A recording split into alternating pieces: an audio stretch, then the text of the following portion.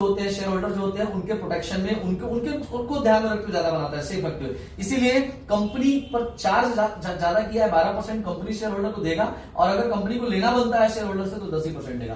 पहले 5% और 6% था, फिर 2013 जो चेंज हुआ कंपनी एक्ट, पहले 1956 जो आपका था तो उसमें ये रेट था, बट 2013 के बाद से ये रेट 10 और 12% किया गया, ये ध्यान रखना है। तो अभी फिलहाल में आपको यही है। तो ये आपका एरियर एडवांस का जो मैंने बताया, ये भी क्वेश्चन पूछा सकता है। एक छोटा सा डिवेंचर की बात करें हम लोग, डिवेंचर में दो छोटे छोटे टॉपिक्स और हैं जो मैंने बताया था लास्ट वीडियो में भी, आपको मैंने बताया था और डिस्कस किया था लास्ट क्लास में।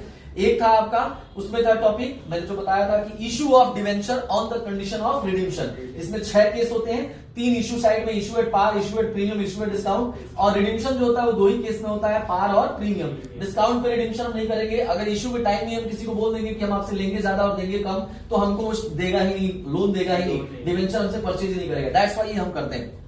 तो ये 6 केस वाला था। उसमें मैंने ट्रिक बताया था कि आपको नॉर्मल इश्यू पे एंट्री मार देना है पहले, और अगर रिडेम्पशन पार पे हो रहा है तो कोई एडिशनल अमाउंट एंट्री करने की जरूरत नहीं है, इश्यू पे एंट्री ही रिडेम्पशन का सब कंडीशन का हो जाता है। और अगर रिडेम्पशन किस पे हो रहा है, प्रीमियम पर, तो 2 लाइन आपको जोड़ना होता है, वो भी सेकंड एंट्री में जुड़ता है। लमसम वाले केस में आपको मैंने बोला था कि सेकंड एंट्री में पहले अमाउंट पुट होगा और फर्स्ट एंट्री में क्या होगा, बाद में करना, उल्टा करना। तो सेकंड एंट्री में पहले आपको क्या करना है, ये अमाउंट आएगा इसका, और 2 लाइन ऐड क्या होगा, तो एक लाइन होगा loss on issue of debenture account debit, उस और टू क्रेडिट में क्या आएगा, to premium on redemption of debenture, to premium on redemption of debenture account. और इसमें अमाउंट किसका आएगा, जो हम प्रीमियम पेड करेंगे कब, रिडेम्पशन के टाइम में, इशू के टाइम में नहीं, वो अमाउंट दोनों में आएगा, वो अमाउंट डाल देंगे और नंबर ऑफ डिवेंचर से मल्टीप्लाई कर देंगे। तो ये मैंने आपको बताया था उस कंडीशन में। एक छोटा सा टॉपिक और है इसमें जिससे पूछा जा सकता है, वो है आपका कोलैटरल सिक्योरिटी इशू करना, issue of debenture as a collateral security. इस टॉपिक को भी मैं एक बार बता दे रहा हूं फिर से, issue of debenture as a collateral security में ये इससे भी छोटा क्वेश्चन आ सकता है। तो issue of debenture as a collateral security, इसमें हम क्या करते हैं मैं आपको थोड़ा सा जल्दी से बता दूं।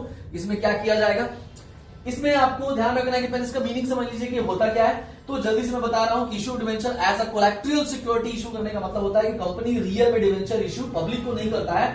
ये क्या करता है, किसी बैंक को, किसी इंस्टीट्यूशन को जिससे कि कंपनी लोन लेता है, बैंक लोन लेता है। देखो डिवेंचर इशू करके लोन लेना हो तो डिवेंचर होल्डर सामने वाले को बना दिया हमने, वो अलग चीज हो गया। लेकिन कंपनी डिवेंचर इशू नहीं कर रहा है रियल में, कंपनी बैंक से लोन लेने गया, लेकिन बैंक बोलता है कि भाई आपके पास कोई एसेट्स है जो हमारे पास गिरवी रख सकते हैं आप। तो कंपनी बोलता है कि ठीक है, हम हमारे पास में इतने लाख रुपए का डिवेंचर पड़ा हुआ है, तो हम डिवेंचर ही उसके पास में गिरवी के रूप में रखते हैं।